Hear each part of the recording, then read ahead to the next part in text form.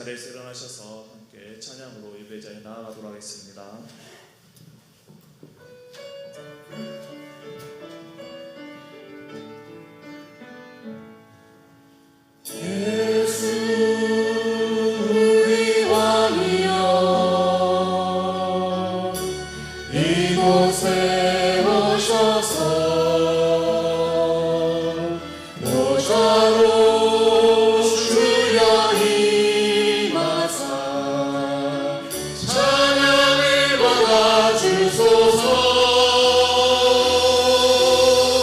주님을 찬양하오니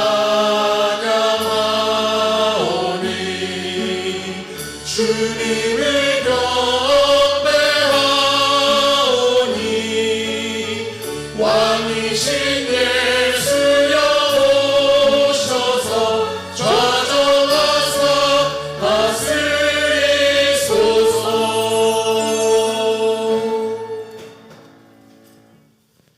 하나님은 영이시니 예배하는 자가 영과 진리로 예배할지니라. 아멘.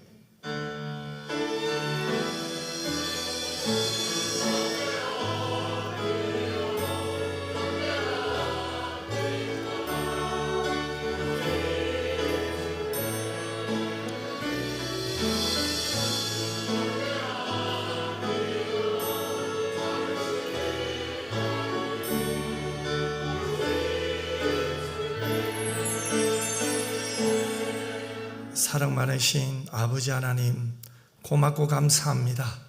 주일 맞이하여 주의 권속들을 모아주시고 하나님을 사랑해 주신 것도 은혜인데, 주신 은혜 안에서 감사하며 찬양하며 하나님께 영광 돌리게 하시니 모든 것이 은혜인 줄 믿습니다. 오늘 또 각 성도의 심령 속에 성령께서 만져주시고 회복시켜 주시고 치료하여 주시옵소서. 주의 말씀을 통해 새 힘을 얻게 하여 주시옵소서. 주님을 더욱더 깊이 경험하게 하여 주시옵소서. 거룩하신 예수님 이름으로 기도드리옵나이다. 아멘.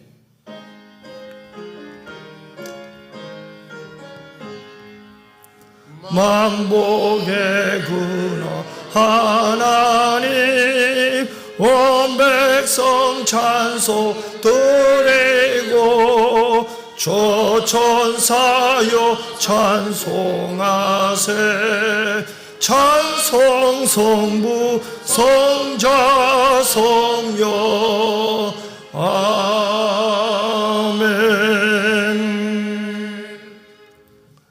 새 노래로 여호와께 노래하라.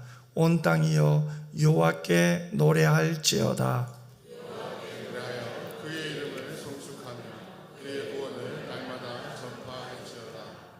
그의 영광을 백성들 가운데, 그의 기이한 행적을 만민 가운데 선포할지어다. 만국의 모든 신들을 상드리시라. 여호와께서는 하늘을 지으셨음이로다.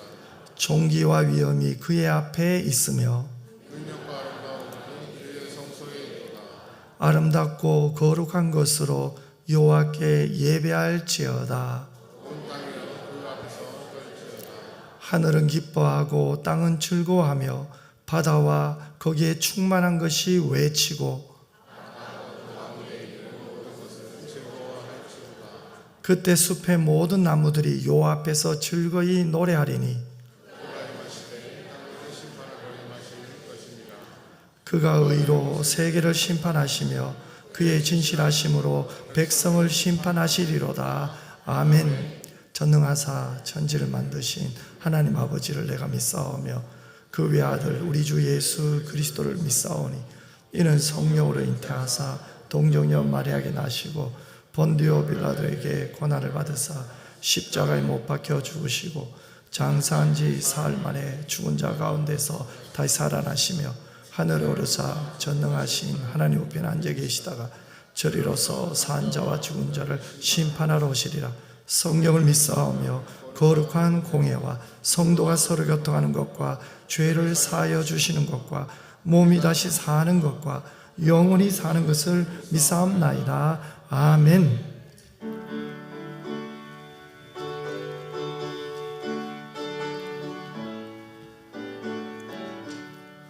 그 크신 하나님의 사랑 말로 다여 영 못하네. 저 높고 높은 별을 넘어 이 낮고 낮은 땅 위에 죄범한 영혼 구하려 그 아들 보내사 화목제물 삼으시고 죄 용서하셨네. 하나님 크신 사랑은 증량다 못하네. 영원히 변치 않는 사랑 성도여 찬양하세.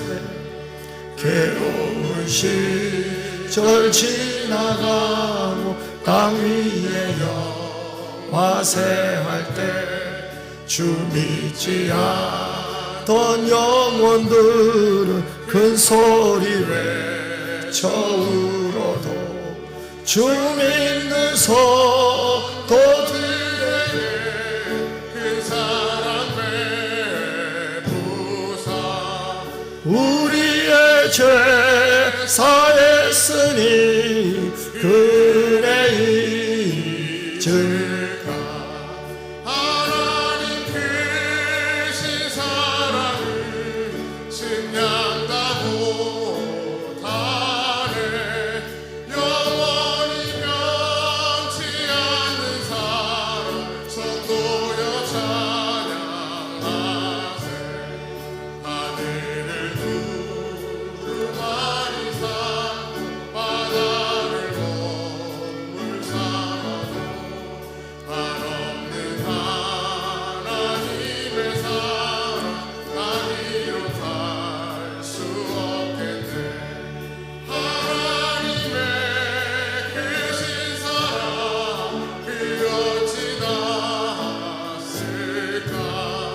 저 하늘 높이 쌓아도 채우지 못하리. 하나님 크신 사랑을 증량다 못하네. 영원히 변치 않는 사랑 성도여 찬양하세.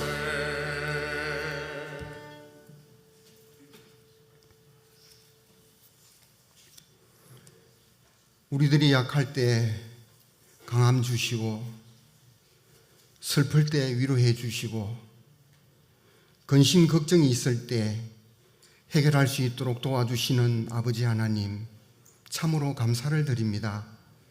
일주일 동안 각자 삶의 터전에서 열심히 일하며 살게 하시고 복된 주님의 날에 주님의 몸된 교회에 나와서 온 가족 연합 예배로 드릴 수 있게 하시니 감사를 드립니다. 세상에서 살아오면서 겪었던 하나님의 섭리와 은혜를 성도들과 이야기를 나누며 교제하고 나 자신을 되돌아볼 수 있는 시간을 주심도 감사를 드립니다.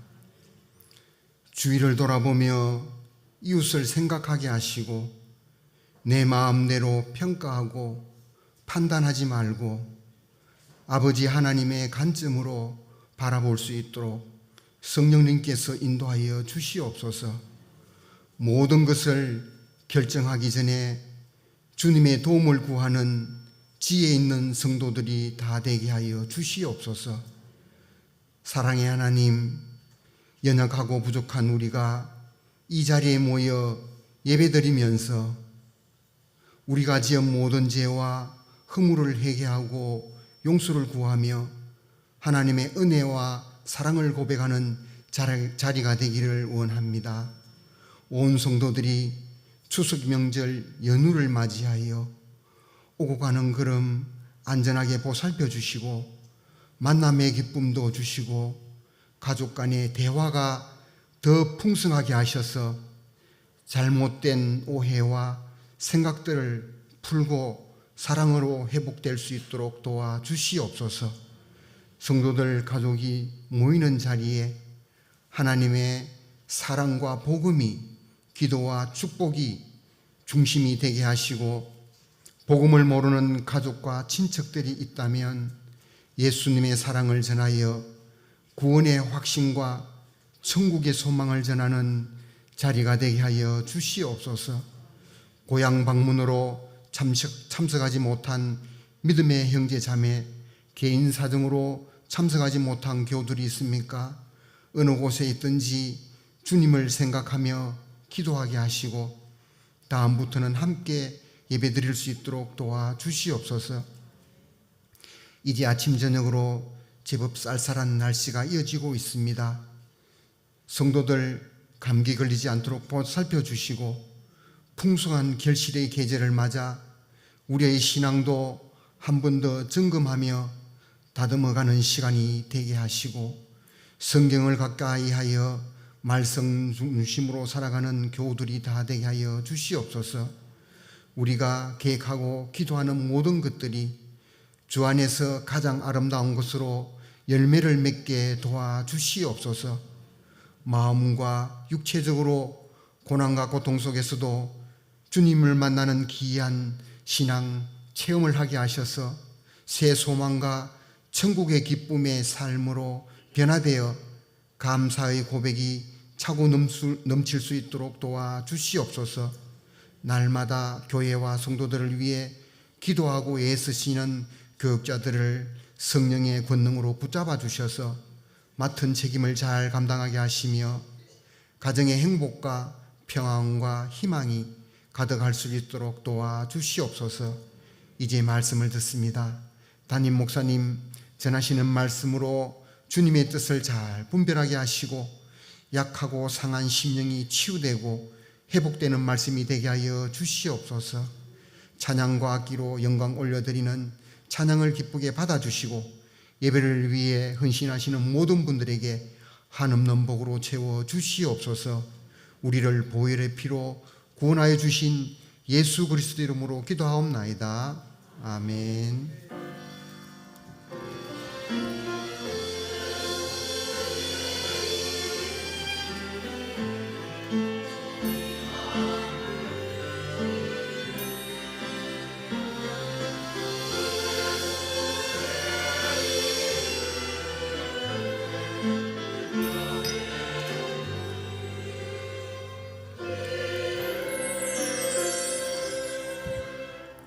하나님 말씀 볼까요? 고린도전서 15장 9절과 10절 말씀입니다.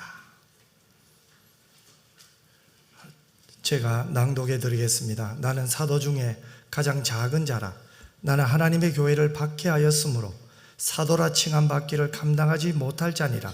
그러나 내가 나된 것은 하나님의 은혜로 된 것이니 내게 주신 그의 은혜가 헛되지 아니하여 내가 모든 사도보다 더 많이 수고하였으나 내가 한 것이 아니요 오직 나와 함께 하신 하나님의 은혜로다.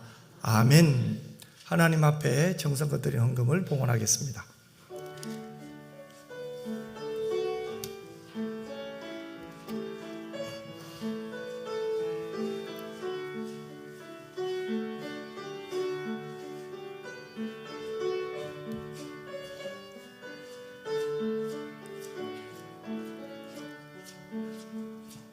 기도드리겠습니다. 사랑 많으신 아버지 하나님, 모든 것이 하나님의 것임을 인정하게 하시니 감사합니다. 주신 분도 하나님이요 받으신 분도 하나님이신데 우리에게 성실함을 주시고 주님 앞에서 일할 수 있는 것이 복임을 깨닫게 하시니 감사합니다. 믿음으로 드렸사오니 우리 아버지 하나님 받으시고 주님의 몸된 교회와 하나님 나라 확장을 위하여 아름답게 쓰임받게 하여 주시옵소서. 무엇보다도 하나님을 기억하며 하나님께 감사할 수 있는 성도들 되게 하여 주시옵소서. 예물을 드리는 마음마다 주님 사랑하는 마음으로 드렸사오니 생존의 발목 잡히는 사람 한 사람도 없게 하여 주시옵소서. 오직 주의 은혜로 살고 주의 사랑으로 삶을 날마다 체험하는 은혜가 있게 하여 주시옵소서.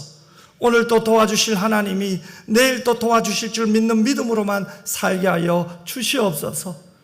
연약한 성도님들 있습니다. 마음도 육신도 정신도 하나님이 치료하여 주시옵소서. 무엇보다도 그 영혼에 하나님의 은혜가 충만하게 하여 주시옵소서. 모든 지각에 뛰어난 하나님의 평안이 그리스도 예수 안에서 우리 모든 교우들의 생각과 마음을 주장하여 주시옵소서. 우리는 오직 하나님으로 삽니다. 시작도 하나님이요, 가정도 하나님이요, 마지막도 하나님이 되게 하여 주시옵소서. 하나님이 우리와 함께 하시니 우리는 오직 감사할 뿐입니다. 오늘 주님 앞에 말씀을 듣습니다. 주님 은혜 내려 주시옵소서. 거룩하신 예수님 이름으로 기도드리옵나이다. 아멘. 교회 소식 알려드리겠습니다. 오늘 낮 예배는 우리 교우들 중에 또 고향으로 가서 고향교회 예배 드리는 분도 있고, 또 중층에 보니까 또 멀리 직장생활 하시다가 오신 분, 또 이곳저곳에 또 함께 예배 드리게 됨을 감사합니다. 그래서 오늘은 온가족 예배로 이 낮 예배를 드립니다. 그리고 주일 오후 찬양 예배는 가정 예배로 드리게 됩니다. 계속해서 또 전도대와 구약 통독 금요기도회 기도해 주시고요. 대구노회 104회 정기회가 10월 5일 목요일 또 6일 금요일 경운교회당에 있었는데, 여러분 특별히 이 노회가 은혜로운 노회가 될 수 있도록 기도 많이 해 주시기를 바랍니다. 무엇보다도 이 가을에 우리가 다시 한번 깨어서 하나님의 은혜 안에서 새 힘 얻는 여러분 모두가 되시기를 주님의 이름으로 축원합니다. 우리 이달의 말씀 같이 한번 읽겠습니다. 평안을 너희에게 끼치노니 곧 나의 평안을 너희에게 주노라. 내가 너희에게 주는 것은 세상이 주는 것과 같지 아니하리라. 너희는 마음에 근심하지도 말고 두려워하지도 말라. 요한복음 14장 27절 말씀. 아멘. 할렐루야 찬양대에서 하나님께 찬양으로 영광 돌리겠습니다.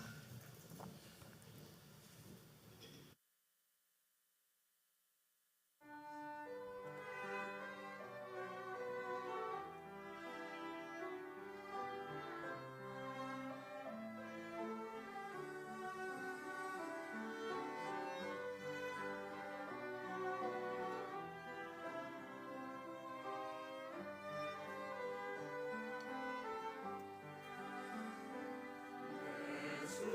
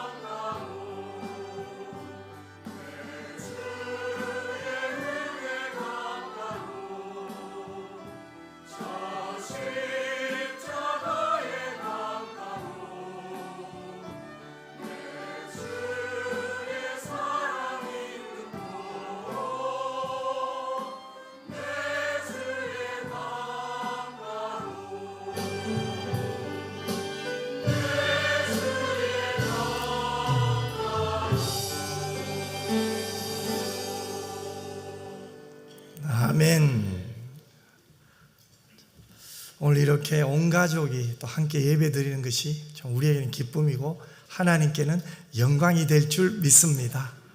그래서 참 고향 교회죠. 모교회죠. 모교회 오신 분들 환영하고요.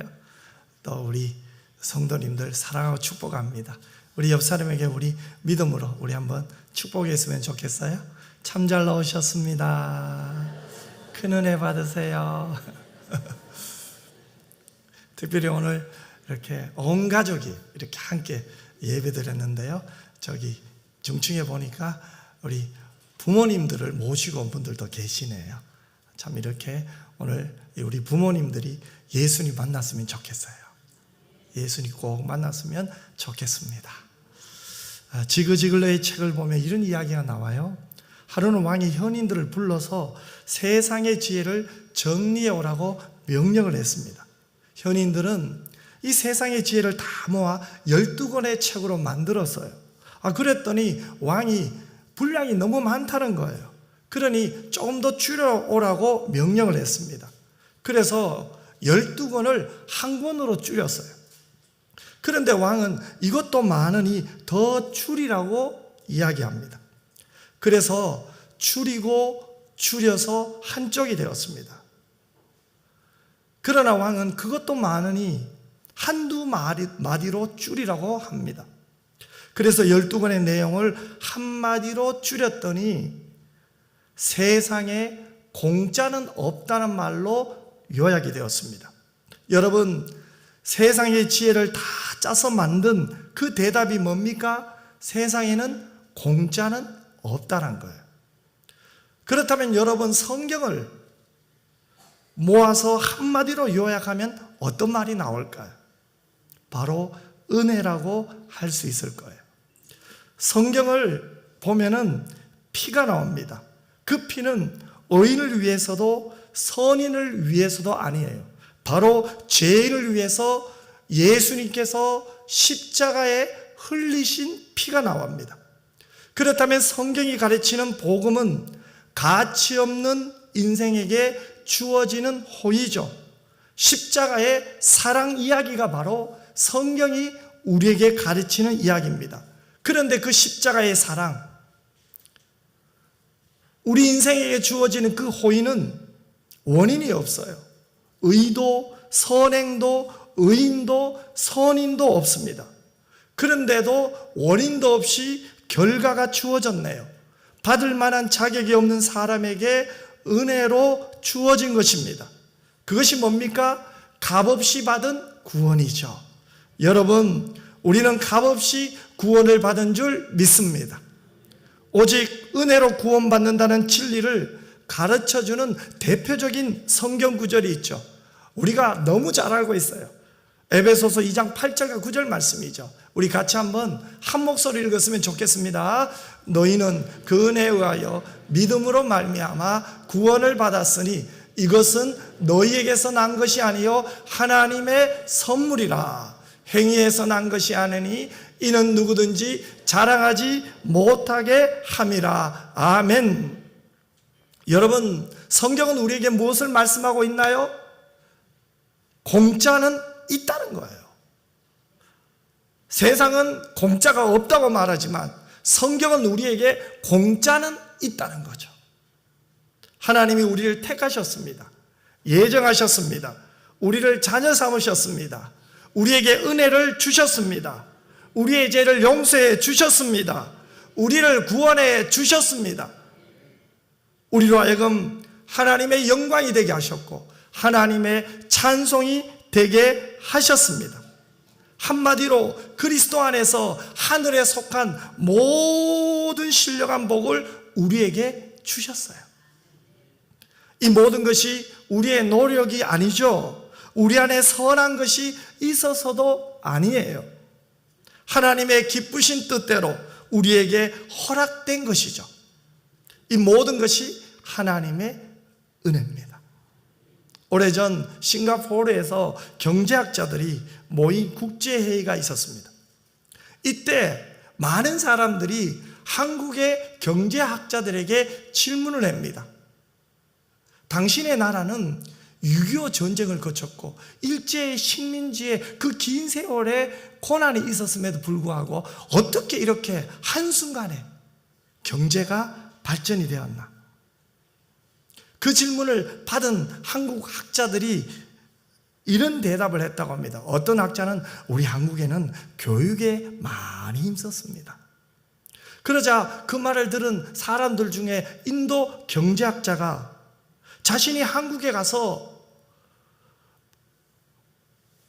며칠을 둘러봤더니 또한 경제학자들을 만나고 그들의 학력을 봤더니 인도만큼 높지 않더라는 거예요.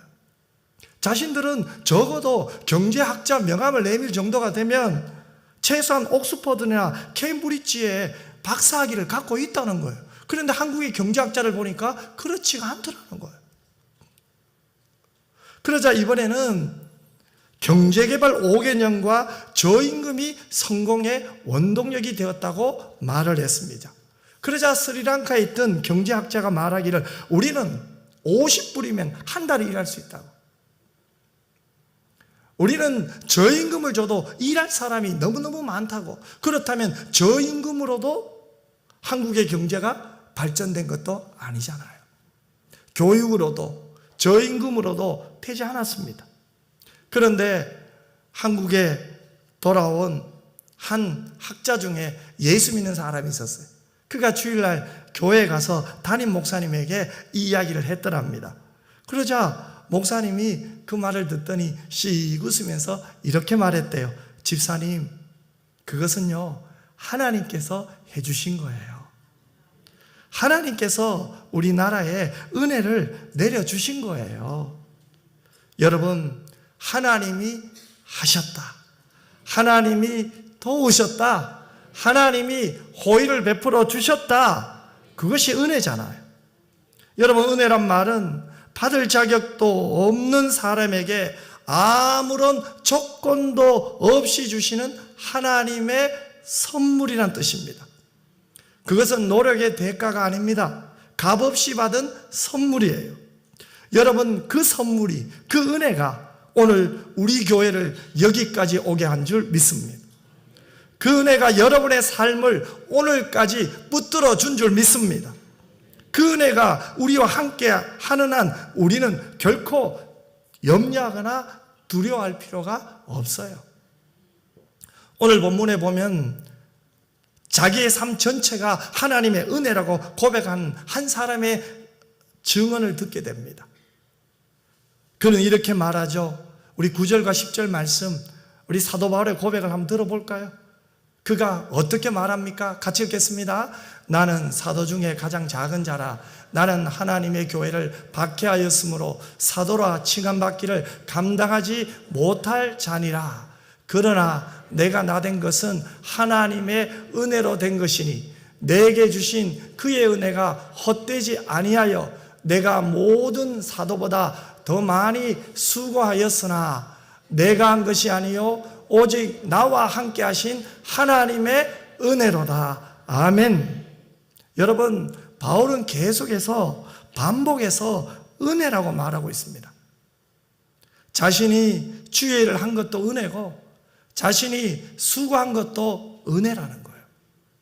그러면 여러분, 사도 바울의 생애를 한번 돌아볼까요? 그의 생애에 있어서 하나님의 은혜란 말은 사실이에요. 바울을 예수 믿게 하신 것이 무엇입니까? 하나님의 은혜잖아요. 그런데 바울은 예수를 믿기 전에 자기 자신을 어떻게 표현합니까? 나는 박해자라고 이야기를 하죠. 성경에 보면은 나는 전에는 비방자요 죄인 중에 개수였다고 디모데전서에 기록되어 있어요. 그는 예수 믿는 사람을 잡아 죽이는 것이 마땅하다고 생각을 했어요. 특별히 여러분, 많은 사람들이 스데반을 향하여 돌을 던집니다. 스데반은 피를 흘리고 있었습니다. 그런데 바울은 그 현장에서 스데반의 죽음이 옳다고 생각을 했어요. 그는 예수 그리스도에 대하여 증오에 불탔던 사람입니다. 불타는 미움으로 그의 눈에는 아마 핏발이 막 섰을 거예요. 그리고 대제사장의 허락을 받아 어디로 갑니까? 다메섹으로 갑니다. 무엇을 하기 위해서요? 예수 믿는 사람들을 잡아 죽이려고 기세등등하여 다메섹으로 향하는 그 바울의 발걸음을 한번 그 모습을 상상해 보세요. 그는 결코 예수 믿기를 원하지 않았습니다. 오히려 예수 믿는 사람을 박해하던 자입니다. 예수 믿는 사람을 잘못됐다고 생각했습니다. 오히려 예수 믿는 것이 하나님에 대하여 잘못하고 있다고 생각했어요. 그러니 그가 예수 믿기 노력한 적이 없어요. 그런데 주께서 그를 찾아오셨잖아요. 사울아 사울아 내가 어찌하여 나를 핍박하느냐. 주의 음성을 그가 듣고 거꾸러진 거예요. 그 음성을 듣고 그가 다메섹에서 무릎을 꿇은 거예요. 주님 도대체 누구십니까? 그러자 예수님이 뭐라고 말합니까? 나는 내가 박해하는 예수라. 누가 바울을 찾아오셨어요? 주님이 바울을 찾아오셨어요. 여러분, 바울이 예수 믿기를 노력하거나 예수 믿기 위하여 많은 수고를 하지 않았습니다. 그런데 주님이 찾아오신 것입니다. 주님이 박해자인 예수를 믿는 사람을 박해하던 바울의 손을 친히 잡아주신 거예요. 여러분, 이것이 바로 은혜입니다. 바울은 구원받은 것만으로도 감격스러웠어요.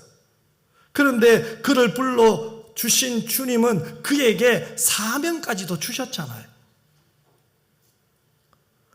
또한 주께서 그를 이방인들을 위하여 복음을 전하는 자로 삼아 주신 거죠. 이렇게 복음을 전할 수 있는 것이 그는 주의 은혜였다고 오늘 본문에 고백하고 있는 거예요. 여러분, 한 사람의 생애에 믿음을 허락해 주시고 구원을 허락해 주신 것은 하나님의 은혜인 줄 믿습니다. 그리고 그 사람에게 새로운 인생의 비전과 사명을 주신 분도 하나님의 은혜인 줄 믿습니다. 그 인생을 복되게 하신 것도 바로 주의 은혜입니다. 그것뿐만 아닙니다. 그 인생을 사용하신 분도 하나님이에요. 그렇다면 이 은혜는 어떤 은혜입니까? 사도 바울이 받은 은혜, 오늘 사도 바울이 그토록 우리에게 이야기하고 싶어하는 그 은혜는 어떤 은혜입니까? 결코 포기하지 않으시는 은혜예요. 여러분, 하나님의 은혜는 포기하지 않으시는 은혜입니다. 누가복음 22장에 보면 포기하지 않으시는 주의 은혜가 얼마나 놀라운지를 단적으로 보여주는 말씀이 있어요. 베드로가 예수님과 함께 3년 동안 예수님을 따라다녔습니다. 여러분, 베드로 하면 어떤 생각이 들어요? 예수님의 사랑을 가장 많이 받았던 사람, 베드로 아니에요.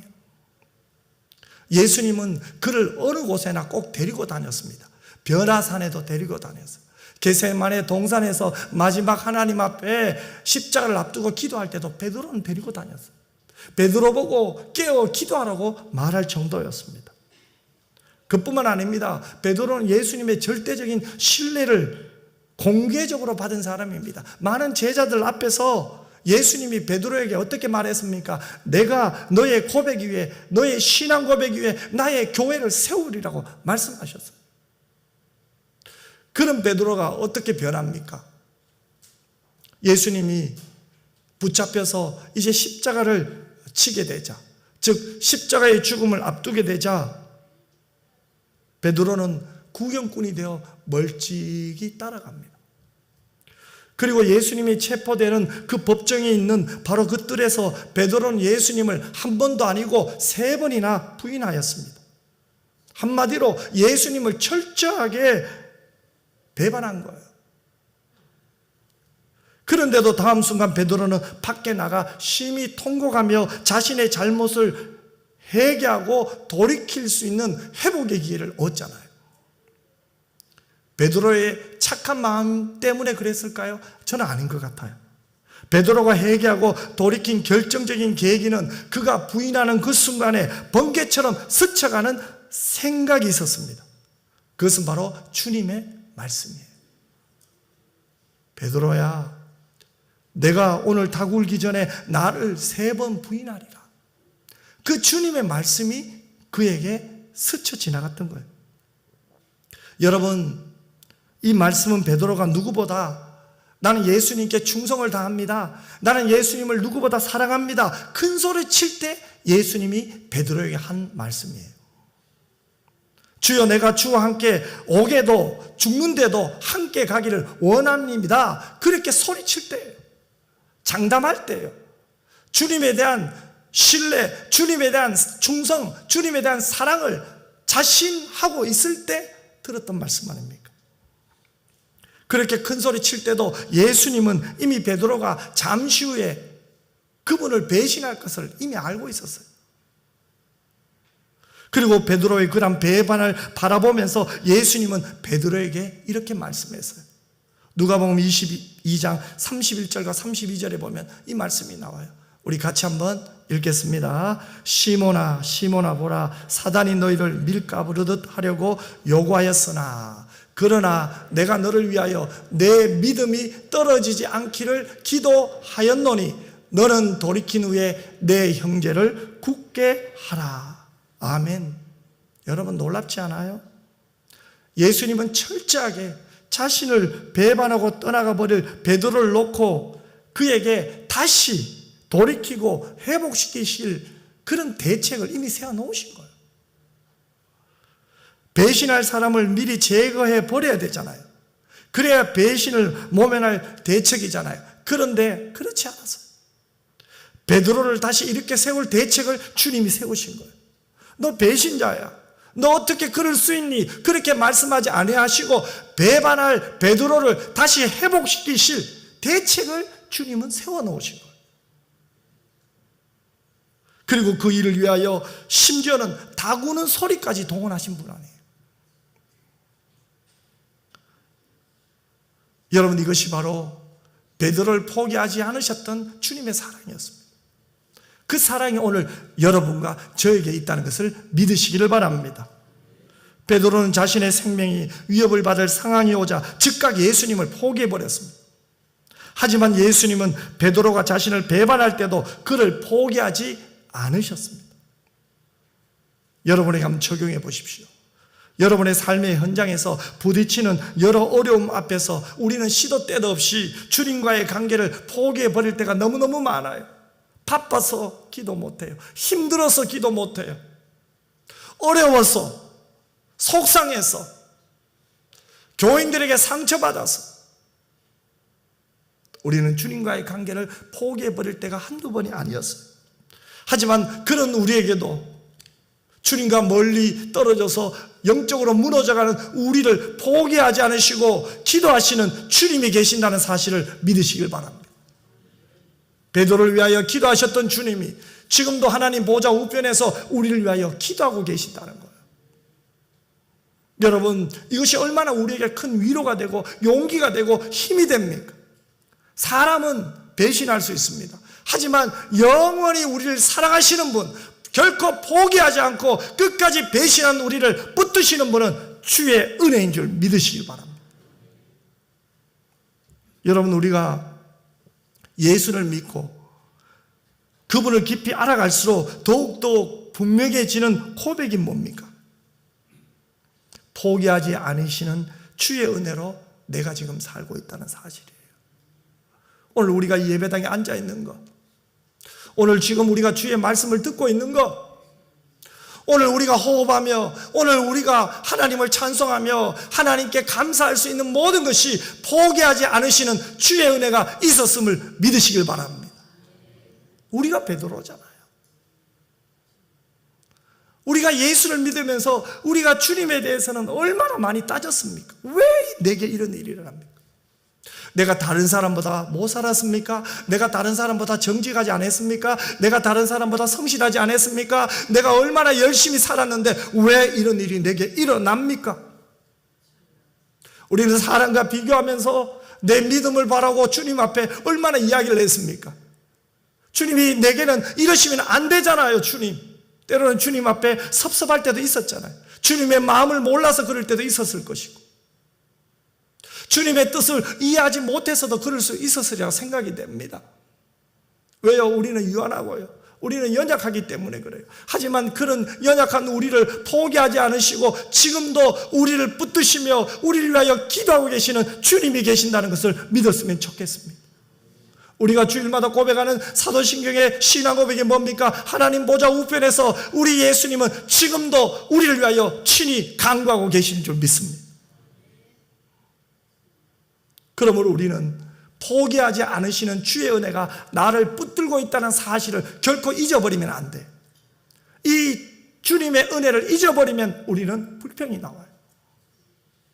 어느 김민정 목사님의 교회를 세우는 무역자 리더십이라는 책이 있어요.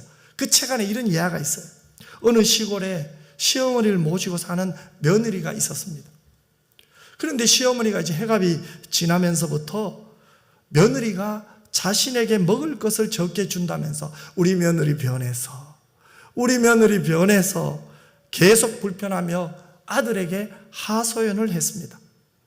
며느리가 이제는 밥도 적게 주네, 고구마도 사과도 자신에게 전처럼 큰 것을 주지 않는다고 억지를 부렸어요.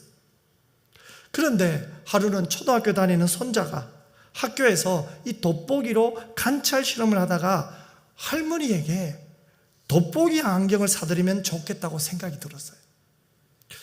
손자는 돼지 저금통을 털어서 할머니를 모시고 안경점으로 가서 돋보기를 사서 할머니에게 씌워드렸어요. 어떻게 되었을까요? 그날부터 할머니의 불평이 사라졌습니다. 더 이상 며느리에 대한 불평을 하지 않아요. 왜요? 돋보기를 쓰니까 그 며느리의 사랑이 보이는 거예요. 내 눈이 나빠진 거예요. 며느리는 전과 동일하게 계속해서 어머니의 식사와 어머니의 간식을 너무 잘 챙겨드렸어요. 내 눈이 어두우니까 어떻게 보입니까? 작게 보이는 거예요. 희미하게 보이니까, 내 눈이 안 보이니까 어두워지니까 답답하잖아요.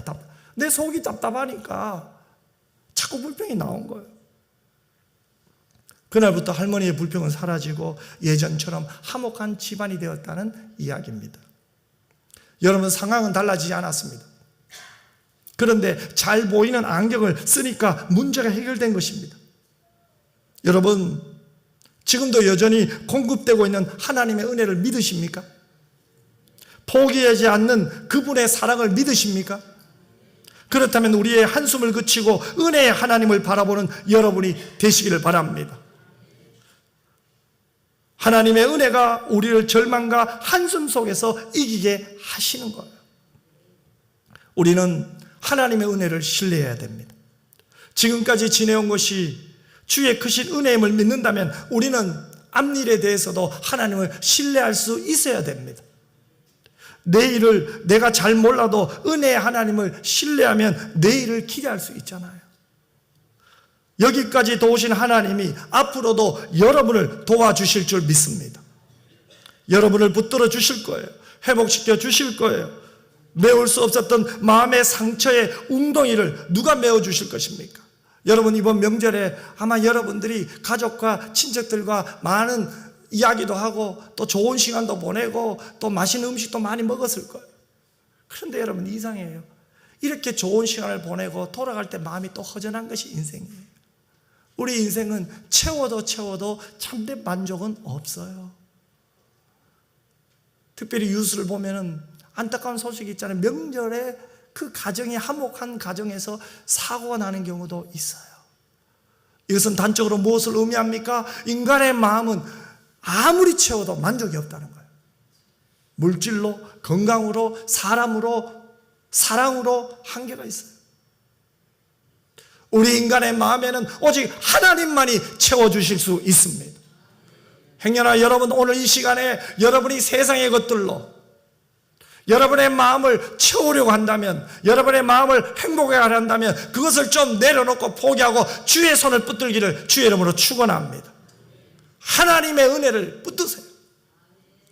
내 생각보다 하나님의 생각은 훨씬 아름답고 놀라워요. 나를 향한 기대가, 하나님의 기대가 훨씬 커요, 여러분. 내가 나를 존중하는 것보다요, 하나님이 나를 더 사랑하고 존중해 주세요. 여러분, 우리는요 이런 말을 합니다. 존중할 만하면 내가 존중하겠다. 당신이 나를 사랑하면 나도 당신 사랑하겠다.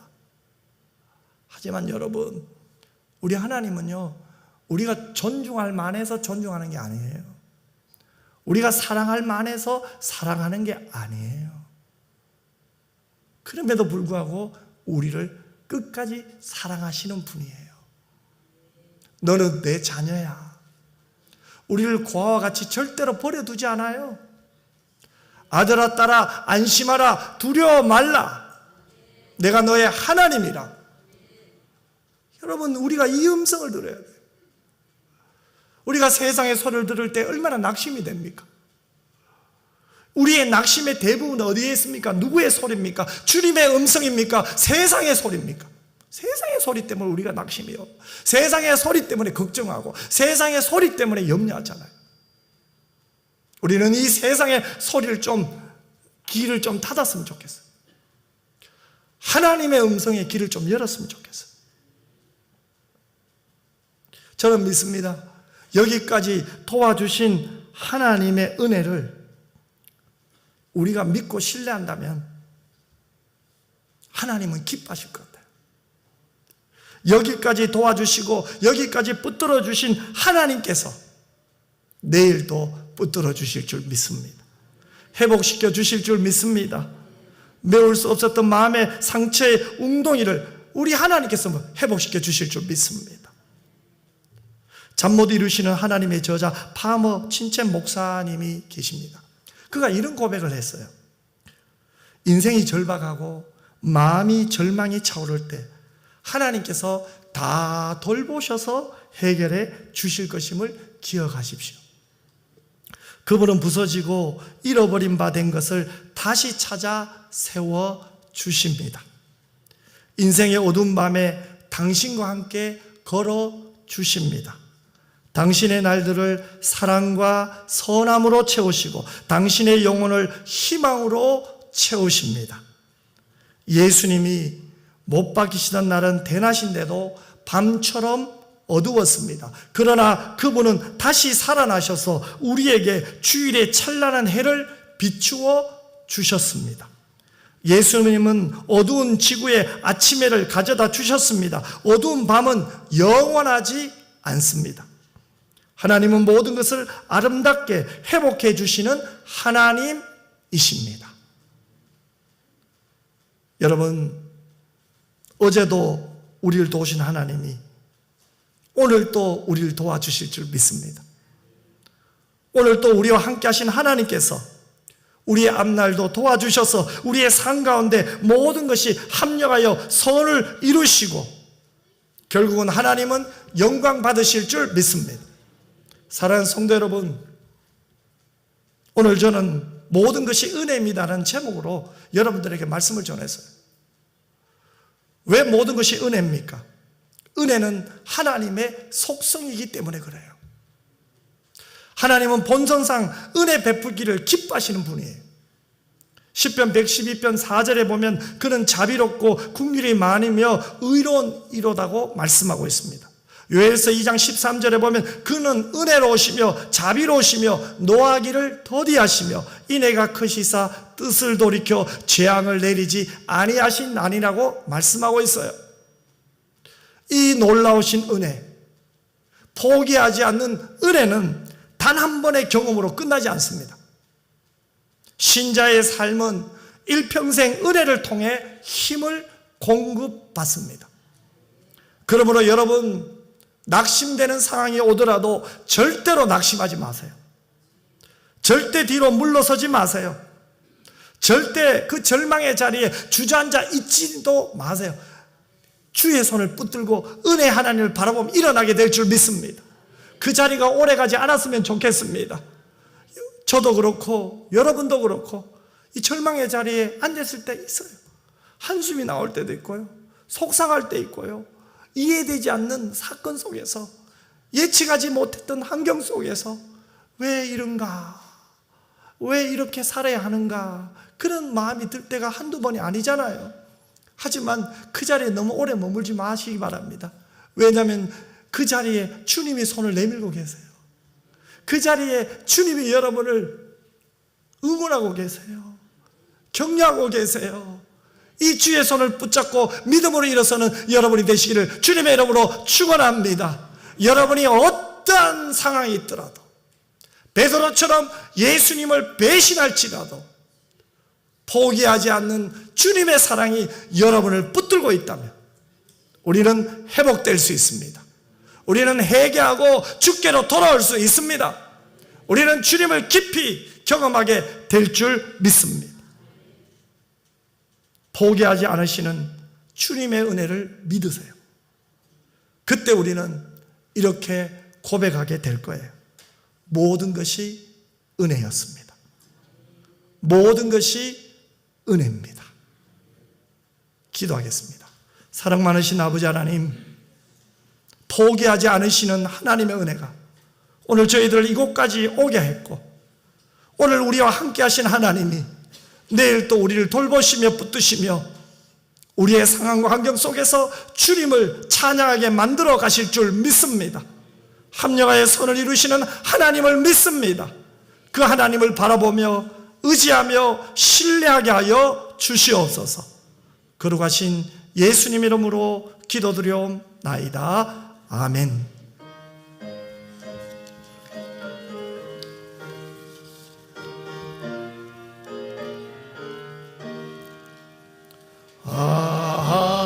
하나님의 은혜로 있을 데 없는 자 왜 구속하여 주는지 난 알 수 없도다. 내가 믿고 떨지 않은 내 모든 영광 하시는 주님, 늘 돌보해 주실 것을 나는 확실히 아네. 왜 내게 구세 믿음과 또 복음 주셔서 내 마음이 항상 변한지 난 알 수 없도다. 내가 믿고 떨지 않은 내 모든 영광 하시는 주님, 늘 보해 주실 것을 나는 확실히 아네. 왜 내게 성령 주셔서 내 마음 감동해 주 예수 믿게 하는지 난 알 수 없도다. 내가 믿고 떨지 않은 내 모든 영평 하시는 주님, 늘 보해 주실 것을 나는 확실히 아네. 주 언제가 하실지 혹 밤에 혹 낮에 또 주님 만날 그곳도 난 알 수 없도다. 내가 믿고 떨지 않은 내 모든 영광 하시는 주님, 늘 보호해 주실 것을 나는 확실히 아네. 이제는 우리 주 예수 그리스도의 은혜와 아버지 하나님의 그 놀라우신 사랑과 성령의 위로교통 충만 함께 하시니 나를 포기하지 않으시며 끝까지 붙들어 주신 그 사랑 때문에 주님 오늘 여기까지 왔습니다. 끝까지 주만 신뢰하며 주만 바라보며 주께 영광 돌리기를 원하는 오늘 예배를 드린 주의 자녀들과 우리 은평교회와 모든 교우들 위해 이제로부터 영원토록 항상 함께 있을지어다. 아멘.